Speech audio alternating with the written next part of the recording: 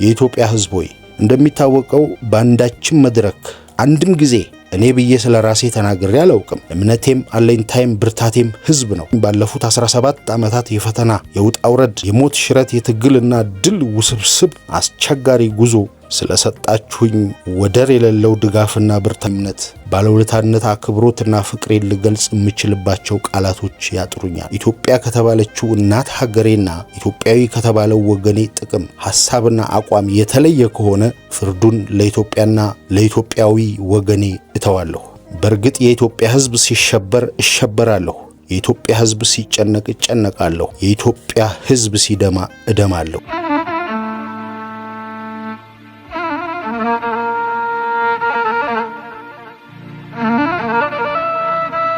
ጤና ይስጥልን። ሀብል ተረክ ቤት ኮሎኔል መንግስቱ ኃይለማርያም ለኢትዮጵያ ሕዝብ ያደረጉት የስንብት ንግግር። ይህንን ቪዲዮ እየተከታተላችሁ ያላችሁ ቤተሰቦች ቻናሉን ሰብስክራይብ በማድረግ ታበረቱን ዘንድ በአክብሮት እንጠይቃለን። የመጨረሻዎቹ ቃላቶች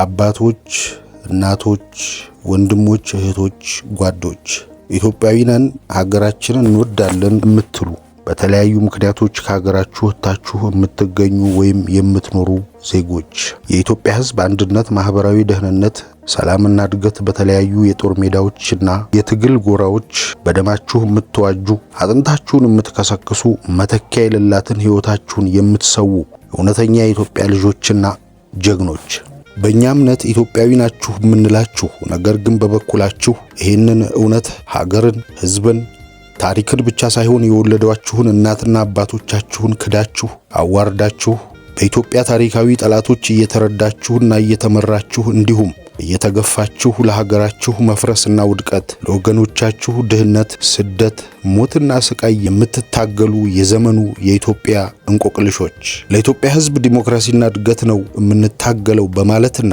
በኢትዮጵያና በኢትዮጵያ ሕዝብ ስም በመነገድ በማወቅም ይሁን ባለማወቅ ወዳችሁም ይሁን ተገዳችሁ እናት ሀገራችሁንና ወገኖቻችሁን ባንደበታችሁ የምትበልዙ በብዕራችሁ የምትመርዙና የምትገዘግዙ በጠመንጃ ፈሙዝ የምታደሙ ሁሉ ለመላው የኢትዮጵያ ሕዝብ ልገልጽ ወይም ላቀርብ ከፈለኩት ጉዳይ አስቀድሜ ላስታውሳችሁ የምፈልገው ሁላችንም ሰዎች መሆናችንን ነው።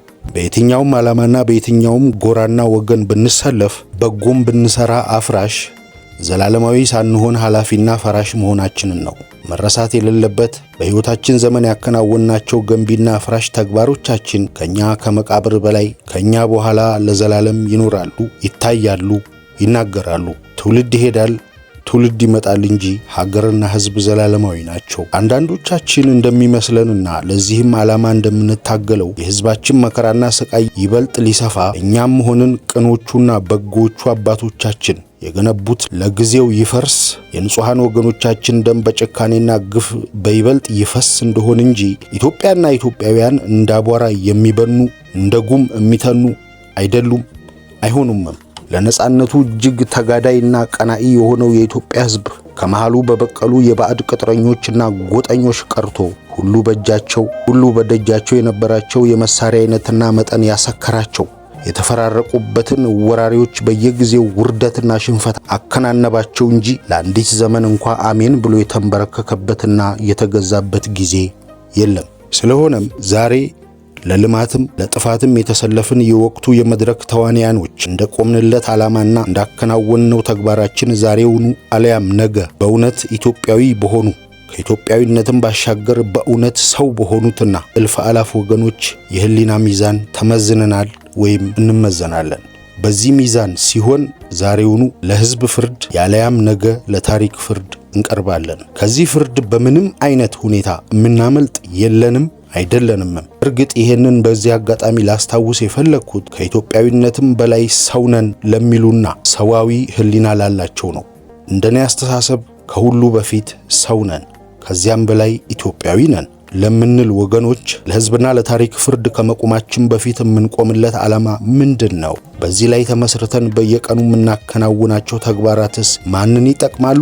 ማንንስ ይበድላሉ? ውሎ አድሮስ ምን ያስከትላሉ? የትስ ያደርሱናል ብለን በመመርመር ለሕዝብና ለታሪክ ፍርድ ከመቅረባችን በፊት የራሳችን የህሊና ወቀሳና የህሊና ፍርድ በዳኘንና ከዚህም እኩይ ተግባር ሊመልሰን በተገባ ነበር ወይም ይገባ ነበር። በዚህ ታሪካዊ መድረክ ለጠላትም ለወገንም ይህንን ማሳሰቢያ ወይም ማስታወሻ ሳቀርብ ታሪክን ሀገርንና ወገንን ምኔ ብለው በተሳሳተ ስሜትና ጊዜያዊ ጥቅማጥቅም የታወሩና የተመሩ በአገር ውድቀትና በወገን ስቃይ ሞት የሚፈነጥዙ ባገኙትም ጊዜያዊ ድል የሰከሩ ቅጥረኞች፣ በሌላ ወገን ደግሞ እኛ ያልነው ካልሆነ ለኛ ካልሆነና እኛ ከሞትን ሰርዶ አይብቀል እንዳለችው እንስሳ አጋጣሚ የተመቻቸው ወይም አጋጣሚው እነሱ ይጠቅም የመሰላቸው እንደሚሳለቁብኝና እንደሚዘባበቱብኝ ገምታለሁ። ምናልባትም አንተ ማን ሆንክና ነው ምንስ እያደረክ ነው የሚሉ ሊኖሩ ይችላሉ። አንዳንዶቹም ካለው የወቅታዊ ሁኔታ አንጻር ከመጨነቅና ከመረበሽ የመነጨ በቅጥረኞች ብቻ ሳይሆን በታሪካዊ ጠላቶቻችን ህብረትና ቅንጅት በአገርና በወገን ላይ የሚደርሰው ጥቃት ሳይሆን የኔ የግል ጉዳይ አድርገው ሊተረጉሙ ይችላሉ። የሐሳቤን መሰረት የኔን ማንነት የቆምኩለትን ዓላማና ያከናወንኩትን ተግባር ኢትዮጵያ ከተባለችው እናት ሀገሬና ኢትዮጵያዊ ከተባለው ወገኔ ጥቅም ሐሳብና አቋም የተለየ ከሆነ ፍርዱን ለኢትዮጵያና ለኢትዮጵያዊ ወገኔ እተዋለሁ። ይሁንና ማንም ምን አለ ወይም እንደፈለገ በምንም አይነት ይተርጉመው የኢትዮጵያ ሕዝብ የጣለብኝ ከባድ አደራና ከባድ ኃላፊነት ስላለብኝ በእርግጥ የኢትዮጵያ ሕዝብ ሲሸበር እሸበራለሁ። የኢትዮጵያ ሕዝብ ሲጨነቅ እጨነቃለሁ። የኢትዮጵያ ሕዝብ ሲደማ እደማለሁ። ከግላዊ ፍላጎቴና ማንነቴ አቋሜም ሆነ ከተጣለብኝ ሁሉ አደራና ኃላፊነት ሕዝቡ ካልገባውና ካላበረ እኔ ምን ቸገረኝ መከራው ይምከረው ወይም ያስተምረው ማለት የሚችል ህሊና የለኝም። ይህንንም እምል አይደለሁም። ሕዝቡ ሲደማ እደማለሁ ስል በስሜት ወይም በመንፈስ ሳይሆን ሕዝቡ በይፋ እንደሚያውቀው ሕዝቡ ለአያሌ ምዕተ ዓመታት በደረሰበት በደልና ባደረበት ብሶት በታሪኩ ለመጀመሪያ ጊዜ በራሱ አነሳሽነት ለጀመረው ህዝባዊ እንቅስቃሴ ማግስት የህዝቡን አዝማሚያ በማየትና በዚህ እንቅስቃሴ ውስጥ በታሪክ አጋጣሚ የኔን የግለሰቡን ሁኔታና አቋም በማስተዋልና ኢትዮጵያን ለማፈራረስ ለረጅም ጊዜ ሲያደቡ ለነበሩት ዓላማ እንቅፋት ስለሆንኩባቸው ጊዜ አጋጣሚና ሁኔታ ጠብቀው አመቻችተው በ1969 ዓመተ ምህረት መስከረም 13 ቀን የጥይትና የቦምብ ውርጅብኝ አዝንበውብኛል። የኢትዮጵያ ሕዝብ ሆይ ከዚህ በኋላ የሀገሪቱ የጦርና ማገር በሆኑት አባላቶች ላይ እንዲሁም በመላው የኢትዮጵያ ሕዝብ ላይ እነኚህ ኢትዮጵያ የምትባል ሀገርና ኢትዮጵያዊ የሚባል አይኖሩም ብለው የተማማሉና ከኢትዮጵያ ታሪካዊ ጠላቶች ጋር ያበሩ ኃይሎች የኔ የግል ጠላት ወይም በህዝብ የተሰጠኝ ስልጣን ተቀናቃይ ናቸው ወይስ ለሀገሪቱ ጥፋት የተነሳሱ መሆናቸውን የተጠራጠሩ ቢኖሩ እነዚህ መሰሪዎች ዛሬ የደረሱበት የጥፋት ደረጃና የሀገሪቱ ሁኔታ ከመቼውም ጊዜ በግልጽ የሚያስረዳውና የሚያስተምር ይመስለኛል። ይህንን ያልተገነዘቡ ወይም ያልተማሩና ይህ መንግስትና ፓርቲ የሚታገሉለት ለስልጣን መንበር ወይም ወንበር ነው የአንድነት ጸሮች ከሱዳን፣ ሊቢያ፣ ከኢራቅና ወዘተርፈ መንግስታትና ሰራዊት የሚጎርፍላቸው መሳሪያንና ሁለንተናዊ ድጋፍ ለኢትዮጵያና ኢትዮጵያውያን ሰላም፣ አንድነት፣ ዲሞክራሲ ነው። የኢትዮጵያ ሰንደቅ ዓላማ በፋሽስቶች ጫማ በተረገጠበት እነዘራይ ደረስ በሰይፍ በተሰየፉበት እና አብዲስ አጋ ለአገራቸው ነጻነትና ክብር ስለተከላከሉ ብቻ በፋሽስት ወህኒ ቤት ሲማቀቁ ቆይተው ሰብረው በመውጣት በገዛ ሀገራቸው ሸፍተውና መሰል የፋሽስት ግዞተኞችን መርተው በተዋጉበት ሀገር የአፄ ዮሐንስን አንገት በሰይፍ ቀልተናል እያሉ እስከዛሬ በሚደነፉበት ከተማ ወዘተ የሚዶልቱ ቅጥረኞች ለኢትዮጵያ በጎ ነው የሚሰሩት።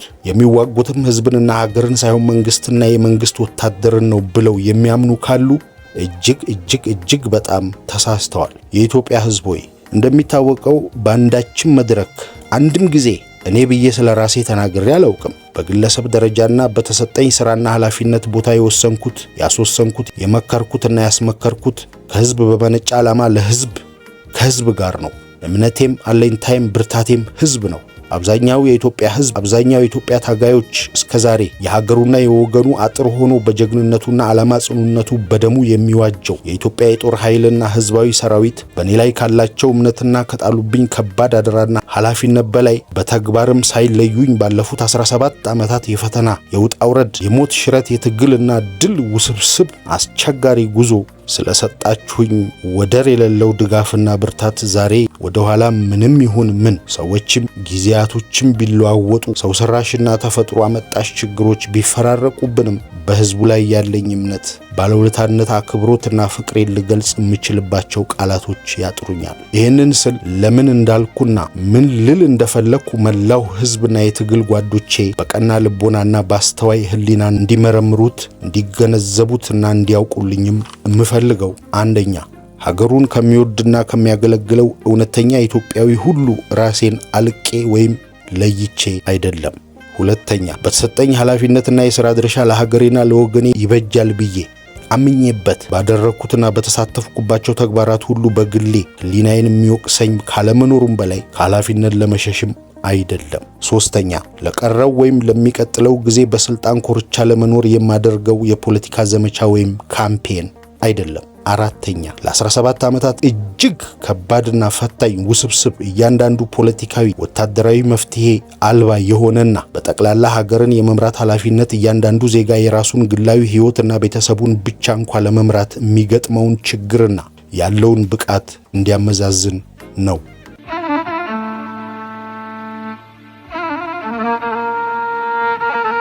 አምስተኛ በተለያዩ አያሌ ምክንያቶች ሰላም፣ አንድነትና መረጋጋት ሰፍኖባት የማታውቅ ሀገር ለአያሌ ምዕተ ዓመታት ለኢትዮጵያ በጎ አመለካከት በሌላቸው አካባቢና ከጦርነትና ከፖለቲካ ውዝግብ አንዴም ነፃ ሆኖ በማያውቅ ልዩ ስትራቴጂካዊ በሆነ ጂኦፖለቲካ ክልል የምትኖር ሀገር ሳታጣ ያጣች ከኋላ ቀርም ኋላ ቀር ከድሆችም ድሃ ሆና ምግብ የምትመጸወት ሀገር ሌላው የቀድሞ ጊዜ ቀርቶ በዚህ ትውልድ ጊዜ ብቻ ለ30 ዓመት በርስ ጦርነት የምትማቅቅ ሀገር የተለያዩ መንፈሳዊ እምነት የሚያራምዱ ዜጎች የተለያዩ ብሔረሰቦች እናት የሆነች ሀገር ገናና ታሪክና ባህል ያላት የነጻነትና አንድነት አርአያ የሆኑ ጽኑ ሀገር ወዳድ ጀግኖች እናት ሀገር የመሆኗን ያህል በተቃራኒ ወይም ያለመታደል በየዘመናቱ የባዕድ ቅጥረኞች፣ ከሃዲዎች፣ ባንዳና ጎጠኞች እንደ አሸን የሚፈለፈሉባት ሀገር መሪ መሆን የቱን ያህል ከባድና አስቸጋሪ እንደሆነ እንድትገነዘቡልኝ ነው።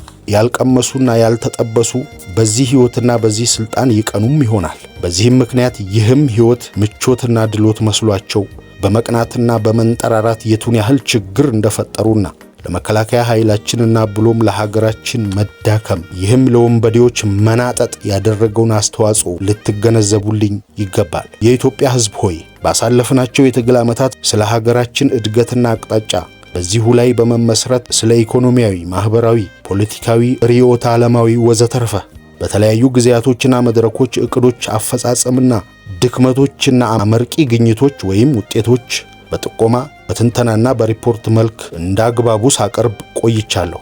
ችግሮችን ብቻ ሳይሆን የጦር ሜዳ ድሎችን፣ የፖለቲካ ድሎችን፣ የኢኮኖሚ ድሎችን ወዘተርፈ ያበሰርኩባቸው መድረኮችና ጊዜዎችም ነበሩ። የዛሬው አቀራረቤ ከሌላው ጊዜ ለየት ያለ ነው። አቀራረቤን ከሌላው ጊዜ ለየት የሚያደርገው ማንም እንደሚረዳው ባለፉት 2 እና 3 ዓመታት እኛ ብቻ ሳንሆን ዓለም ባልጠበቀውና ባልተነበየው በተጣደፈ መልኩ ዓለም አቀፍ ሁኔታዎች ተለውጠዋል። ይህ ዓለም አቀፍ ለውጥ የየሀገሮቹን ብሔራዊ ሁለንተናዊ ሁኔታ በአፈራራሽም በገንቢም ሁኔታ ለዋውጦታል። የዓለም ሕዝብ አካል የሆነችው ሀገራችን ከዚህ ሁኔታ ነፃ ወይም የምትለይ ያለመሆኗ ብቻ ሳይሆን ባሉባት አያሌ መንስኤና አያሌ ዘርፍ ያላቸው ውስብስብ ችግሮች ሁኔታዎችን የበለጠ ውስብስብና የበለጠ አሳሳቢ ያደረጋቸው በመሆኑ ሁኔታዎችን በጥንቃቄና በጥሞና በመገምገም ሀገራችን ከዓለምና ካለው ሁኔታ ጋር የምትራመድበትን በዚህም ሁኔታ ችግሮችን ከማባባስ ፈንታ በተቻለ የሚቃለሉበትን አንድ የሽግግር ጊዜ አዲስ ፖሊሲ ማውጣትና ፖሊሲው ላይ የተመሰረተ እቅድና አፈጻጸም ስልት አቅጣጫ መቀየስ አስፈላጊ በመሆኑ ታምኖበት በ11ኛው የፓርቲያችን ማዕከላዊ ኮሚቴ መደበኛ ስብሰባና በአራተኛው የሪፐብሊካችን ብሔራዊ ሸንጎ ስር ነቀል የሆኑ ውሳኔዎች መደረጋቸው ይታወቃል። እነዚህ ውሳኔዎች በተግባር ለመተርጎም የሚያስፈልጉት ቅድመ ሁኔታዎች ከተዘጋጁና ለተለያዩ ተቋማትና ህብረተሰብ ክፍሎች ከተላለፉ በኋላ አንደኛ የአዲሱን የፖሊሲ ውሳኔ በተለያዩ ራስ ገዞች የአስተዳደር ክልሎችና ተቋሞች የፖለቲካ ስርዓቱ አካሎች ከምንም በላይ በሁኔታው ተጠቃሚ የሆነው ህብረተሰብ የፖሊሲውን ጽንሰ ሐሳብ ወይም ፋይዳ ምን ያህል ተገንዝቦታል ወይም ተረድቶታል? ሁለተኛ ዲሞክራሲያዊ መብቱን ለማስከበር እና ግዴታውን ለመወጣት የሚያደርገው ተሳትፎና የሚያከናውናቸው ተግባራት የሚጠበቀውን ያህል ነው ወይ? ሶስተኛ አዲሱ ዓለም አቀፍ ሁኔታና ይህም ያስከተለውን ብሔራዊ ለውጥ የቱን ያህል ተገንዝበዋል? አራተኛ በአጠቃላይ በአዲስ የሽግግር ወቅት ውስጥ እንደመሆናችን መጠን በማዕከላዊ መንግስትና በፓርቲያችን በተከታታይ የሚወሰዱ እርምጃዎችና ብዙ ቀሪ ተግባሮች ስላሉ ከዚህ ወዴት የሚለውን ጥያቄ በተመለከተ መላው የኢትዮጵያ ሕዝብ ፍላጎቶችና አስተያየቶች ዋና መመሪያችን መሆናቸውን ስለምናምንበትና አምስተኛ በተለይ በሀገሪቱ ሰላም መታጣት በየጊዜው እየባሰና እየከፋ ስለመጣ እጅግ አሳሳቢና የህልውና ጥያቄና መፍትሄው ቢያንስ ከህዝቡ 80% በገጽ አግኝቶ ያለ ለዘብተኝነትና ማድበስበስ ፍጹም ግልጸኝነትና ዲሞክራሲያዊነት ባለው ሁኔታ ውይይት ለማድረግ አቅደም በሀገራችን ምዕራባዊ ማዕዘን የአምስት አስተዳደር ክልሎች ህዝብ እንዳነጋገር ከሁሉ በፊት በቀጥታም ሆነ በተዘዋዋሪ የሚመለከተን የጎልፍ ባህረ ሰላጤ ጦርነት በመከሰቱና በተለይ ከዚሁ ጋር በተባበረ ሁኔታ ሻዕቢያና ወያኔ እንደሚታወቀውና እንደተለመደው ከባዕዳን ኃይሎች ጋር ተባብረው በተቀናጀ ሁኔታ እስከዛሬ አንጻራዊ ሰላም ባላቸው ማለትም በጎንደር ጎጃምና ወለጋ አዲስ የጥቃት ዘመቻ በመጀመራቸው ያቀድነውን ፕሮግራም መቀጠል ስላልተቻለ እዚህ ፕሮግራም መሰናዶም በከፊል ለዚህ መድረክ አስፈላጊ ናቸው ያልኳቸውን አንገብጋቢ ጉዳዮች ይዤ ቀርቤያለሁ። ሌላው ከቀድሞ አቀራረቤ የዛሬውን ለየት የሚያደርገው በጠላት የስነ ልቦና ጦርነት ከውጭም በሚሰራጩ ከውስጥም በሚመነጩ ውዥንብር ህዝቡም አመራሩ ብሔራዊ ግዴታቸውን ላለመወጣት እንቅፋት የሆኑና ለህዝቡ ግልጽ መሆን ያለባቸው ጽኑ አቋምና አስቸኳይ መፍትሄ የሚያሻቸው መሰረታዊ ጉዳዮች አሉ። ታዲያ ለመጀመሪያ ጊዜ በሀገራችን ኢትዮጵያ ይህንን የሪፐብሊካን ልምምድ ማድረጋችን ወንጀል ነው? ይህ ሪፐብሊክ የአንድ ጨቋኝና ብሔረሰብ አባላትን ብቻ ያሰባሰበ ነው? ይህ ሪፐብሊክ ህዝባዊ ሪፐብሊክ ነው ወይስ የወታደራዊ መንግስት አለያም የወታደራዊ ጁንታ? ይህ ካልሆነ ይህ ህዝብ ለዘመናት የታገለለት በላብና በደሙ ያቋቋመውን ሪፐብሊክ ያምንበታል? ይታገልለታል? ይሄን ጥያቄ በአፋጣኝና በተግባር የኢትዮጵያ ህዝብ መመለስ ያለበት ጥያቄ ነው። የኢትዮጵያ ህዝብ ሆይ እውን ደርግ በዝባዥና ጨቋኝ ነበረ?